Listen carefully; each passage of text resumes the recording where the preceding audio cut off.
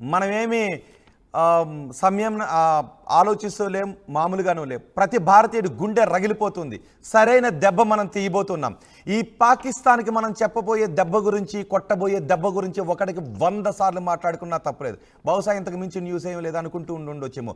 దేశభక్తికి మించిన న్యూస్, నా దేశ ప్రజల రక్షణకి మించిన న్యూస్ ఇంకొకటి బహుశా ఉండదు. అందుకే ఒకటి కాదు 100 సార్లు కూడా మనం చెప్పుకుందాం. ఇప్పుడు మీకు ఒక బయట వినిపిస్తాను, అది హృదయ విదారకంగా ఉంటుంది. మధుసూదన్ కుటుంబ సభ్యులు మాట్లాడిన మాట. ఆ మాటలు కూడా విన్న తర్వాత మళ్ళీ మాట్లాడుకుందాం ఈ పారిపోతున్న పాకిస్తాన్ పిచ్చి కుక్కల గురించి.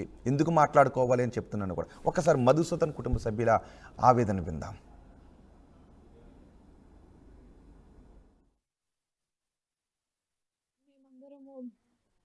పెహల్గాం పైన మినీ స్విట్జర్లాండ్ అంటారు, అక్కడికి వెళ్ళాము. వెళ్ళిన తర్వాత మేమందరం ఒక 3 ఫ్యామిలీస్ కలిసి వెళ్ళాం, 10 మెంబర్స్ టోటలీ. అక్కడ కూర్చొని లంచ్ చేస్తున్నాము. హార్సెస్ ఎక్కి పైకి వెళ్ళాలి, you can't go by other means, only horses. పైకి వెళ్ళిన తర్వాత లంచ్ చేసుకొని ఓన్లీ 15 minutes అలౌడ్, అక్కడ ఎక్కువసేపు ఉండకూడదు. తినేసిన తర్వాత మేమందరం అక్కడే ఉన్నాము. My brother and other friends వాళ్ళు జిప్ లైన్ రైడ్ ఉంటుంది, సో వాళ్ళు దూరం వెళ్ళిపోయారు. తినేసి అటు వెళ్ళిపోయారు.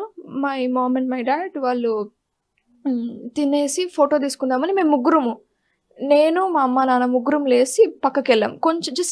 కొంచెమే 20 feet ఎంతో అంతే దూరం వెళ్ళాము. వెళ్ళి ఎందుకో మా అమ్మ నన్ను, ముగ్గురం వెళ్ళాం కదా, ముగ్గురం వచ్చేసాం, వాళ్ళకి చెప్పలేదు, నువ్వు వెళ్ళి చెప్పేసిరా అంకుల్ వాళ్ళకి మనం ఇట్లా వచ్చామని అంటే, నేను సరే అని వెనక్కి వచ్చాను. వచ్చిన తర్వాత when I was walking back I heard shots. First shot ఎవరేం రియాక్ట్ అవ్వలేదు. సెకండ్ షాట్కి అందరూ పరిగెత్తుకుంటూ వెళ్ళిపోయి నేను వెళ్ళిపోయి అక్కడ తినిన చోట టేబుల్ కింద దాంకున్నాను. మా మమ్మీ ఏం చెప్పిందంటే వాళ్ళు ఆర్మీ లాగా వెస్ట్ వేసుకొని గన్ పెట్టుకొని ఉన్నారని. లోపలికి వెళ్ళిపోయాము మేము, అమ్మ నాన్న అక్కడే ఉన్నారు, బికాజ్ నేను పరిగెత్తాను కదా, నేను వెళ్ళాను. టేబుల్ కింద దాంకున్నాం. అక్కడ మమ్మల్ని ఎవరో మిస్గైడ్ చేస్తున్నారు, on purpose, they were doing it on purpose. కావాలని ఎవరో షాల్స్ అమ్మాయి ఆయన సివిలియన్ లాగా కలిసిపోయి మాకు మిస్గైడ్ చేస్తున్నారు.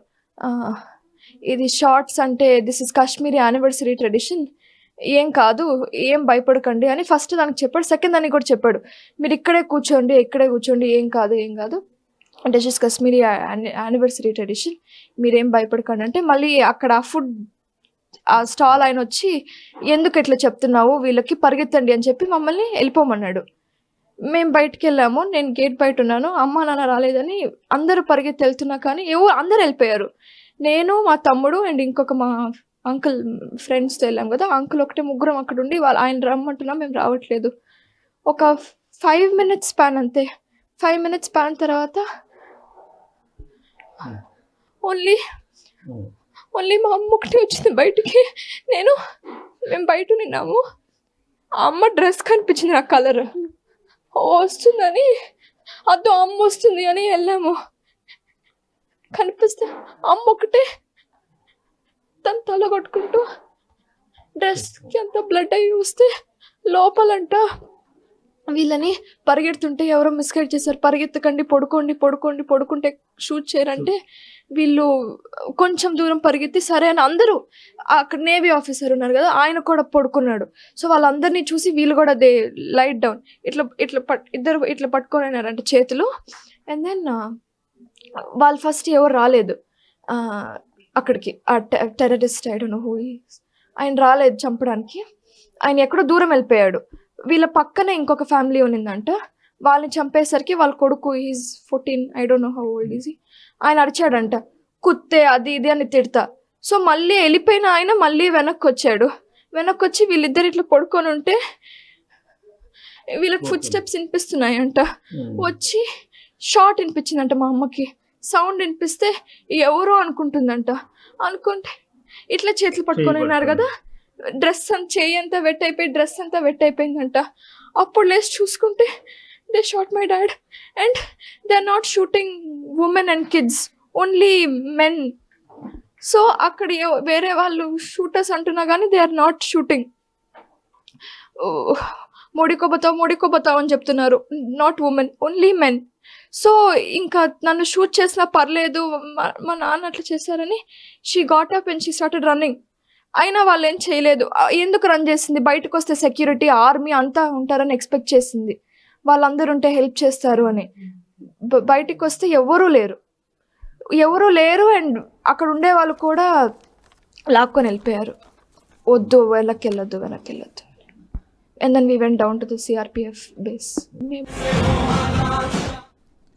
ఇప్పుడు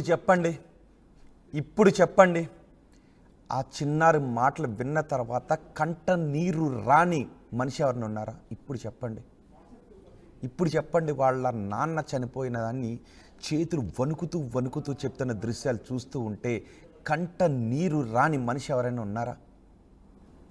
అక్కడ మనం లేవంతే. బహుశా జీవితాంతం వాళ్ళ భూమి బతుకున్నంత కాలం ఆ భయానక ఘటన వాళ్ళ కళ్ళ ముందు కనబడుతూ ఉంటుంది కదా. ఆ పరిస్థితిలో మనము మన వాళ్ళు ఉండుంటే ఏమవుతుంది చెప్పండి. అందుకు కదా ఈ పాకిస్తాన్ పిచ్చుకొక్కలను తరిమి కొట్టాలి అని 1కి 10 సార్లు చెప్పుకుంటుంది. బహుశా విని ఎవరికైనా బోర్ కొట్టచ్చు. బట్ ఆ పాకిస్తాన్ పిచ్చుకొక్కల పిరికి గురించి చెప్పటానికి మాత్రం నేను అలసిపోవడం లేదు, ఆ టీవీ అలసిపోవడం లేదు. వాళ్ళ మాటలు విన్న ప్రతిసారి కళ్ళలోంచి నీళ్ళు రావడం లేదా? ఆ క్షణం అక్కడ వాళ్ళ కళ్ళ ముందు వాళ్ళ నాన్న రక్తపు మడుగులో ఉండి చివరి శ్వాస ఆగిపోతూ ఉంటే ఇప్పుడు చెప్పండి పాకిస్తాన్ వాళ్ళని తరిమి కొట్టాలి అని ప్రతి ఒక్కరికి అనిపించట్లేదా? ఆ మాటను పదే గుర్తు చేసుకోవాలని అనిపించట్లేదా? ఇప్పుడు చెప్పండి పారిపోతున్న పాకిస్తాన్ సైనికుల గురించి గట్టిగా అరిచి చెప్పాలని అనుకోవడం లేదా? అందుకే చెప్తున్నాం, పారిపోతున్న పాకిస్తాన్ పిచ్చి కుక్కల గురించి, పిచ్చివాగుడు వాగుతున్న పాకిస్తాన్ పాలకుల గురించి. మీకు ఇప్పుడు వీళ్ళ మాటలు విన్నారు కదా, గుండెల్లో బాధ అనిపించింది కదా. ఇప్పుడు మొన్న కూడా చూపించాను, బట్ ఈ సందర్భంలో ఇంకొకసారి కూడా చూపించాలనుకుంటున్నాను. బిలావల్ భుట్టో గాడు ఉన్నాడు కదా, బిలావల్ భుట్టో పాకిస్తాన్ మాజీ ప్రధాని కొడుకు. ఇప్పుడు వీళ్ళ రక్తం కళ్ళ చూశారు కదా, వాడి దేశ ప్రజల రక్తమే కళ్ళ చూస్తున్నాడు కదా, వాని మాటలు కూడా మీకు వినిపిస్తాను. అవి గుర్తు చేసుకున్న తర్వాత ఇప్పుడు మనం ఈ పాకిస్తాన్ గురించి పదే తిట్టాలా, ఈ పాకిస్తాన్ వాళ్ళ విషయంలో ఉపేక్షించాలా? మీరే కమెంట్ చేయండి ఒకసారి. ఆ బిలావల్ భుట్టో మాటలు ఇంకొకసారి విందాం. పీసీఆర్ कि जो इंडस वाटर ट्रीटी है, जो मुआहिदा हुआ पाकिस्तान और भारत के दरमियान, जिसके तहत भारत ये मान चुका कि सिंधु आपका है, सिंधु पाकिस्तान का है।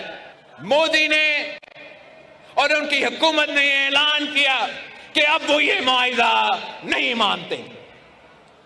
और मैं सखर में इसी सिंधु दरिया के साथ खड़े होके भारत को कहना चाहूंगा कि सिंधु हमारा है और सिंधु हमारा रहेगा। या इस दरिया से हमारा पानी बहेगा या उनका खून बहेगा।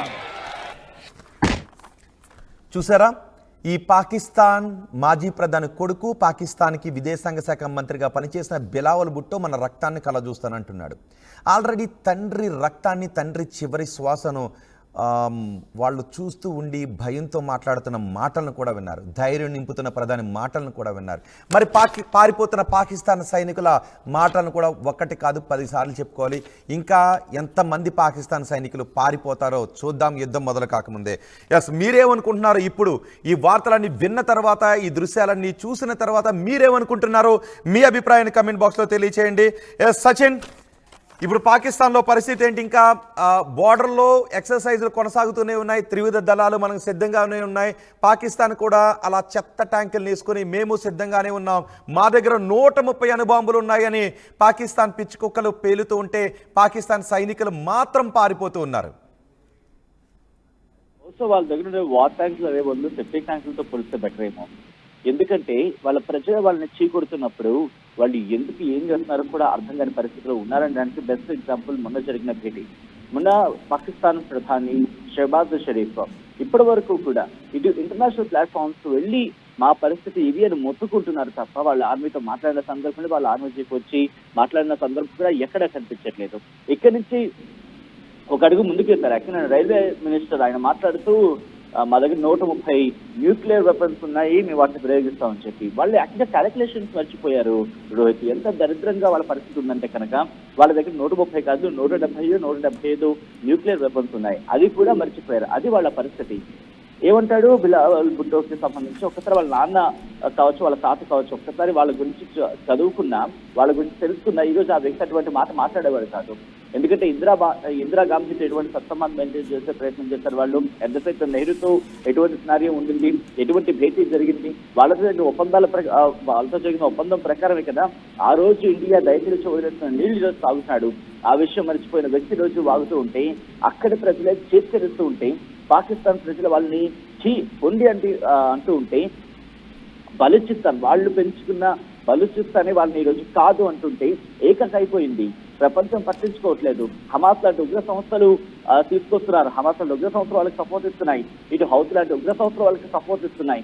అసలు ఎందుకు వీళ్ళు సపోర్ట్ ఇవ్వాలి అనేది ప్రపంచం క్వశ్చన్ చేస్తూ ఉంటే, వాళ్ళకి మళ్ళీ ఉగ్రవాదులే దిక్కయ్యారు.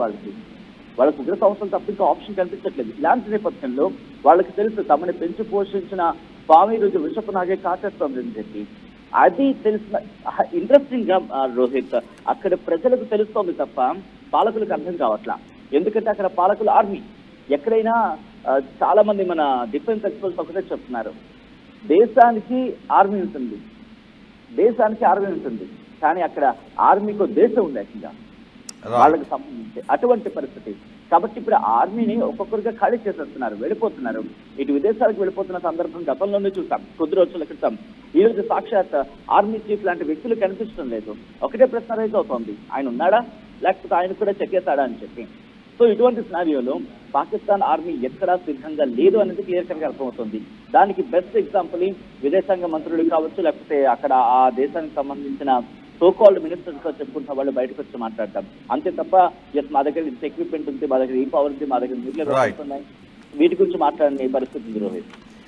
రైట్ సచిన్, మొత్తానికి యుద్ధం మొదలు కాకముందే పాకిస్తాన్ ఆర్మీలో వణుకు మొదలైంది. అందుకే పాకిస్తాన్ ఆర్మీ చీఫ్ తన కుటుంబ సభ్యులను క్షేమంగా ఉండాలని విదేశాలకు పంపించేశాడు. ఇప్పుడు 1200 మంది పాకిస్తాన్ సైనికులు సైన్యాన్ని వదిలి పారిపోతున్నారు యుద్ధం కాకముందే. యుద్ధంలో ప్రాణాలకు తెగించి రావాల్సిన ఏం జరుగుతుందో చూద్దాం అనుకోవాల్సిన వీళ్ళే పారిపోతున్నారు. ఇప్పుడు వాళ్ళ ప్రజలు కూడా అయోమయంలో ఉన్నారు. బహుశా రాబోయే రోజుల్లో పాకిస్తాన్ ప్రజలే ఆ పాలకులను సైనికులను తరిమి కొట్టే రోజులు దగ్గరలోనే ఉండుంటాయి. అందుకే ఈ వార్తను మనం పదే చెప్పుకుంటూ ఉన్నాం, గట్టిగా చెప్పుకుంటూ ఉన్నాం, ఆనందంతో చెప్పుకుంటూ ఉన్నాం పారిపోతున్న పాకిస్తాన్ సైనికులు అని. డేటా మనకు కనబడుతుంది, 1200 మంది పాకిస్తాన్ సైనికులు పారిపోయారు, వాళ్ళ ఉద్యోగాలకి రాజీనామాలు చేసి వెళ్ళిపోయారు. చూద్దాం ఇంకా రాబోయే రోజుల్లో ఎంతమంది సైనికులు వెళ్ళిపోతారు. ఇప్పటికే మనం కొట్టింది నీటి దెబ్బ కొట్టేటప్పటికే వాళ్ళకు దిమ్మ తిరిగిపోయింది, గొంతు ఎండిపోతుంది, వాళ్ళ భూములు ఎండిపోతూ ఉన్నాయి.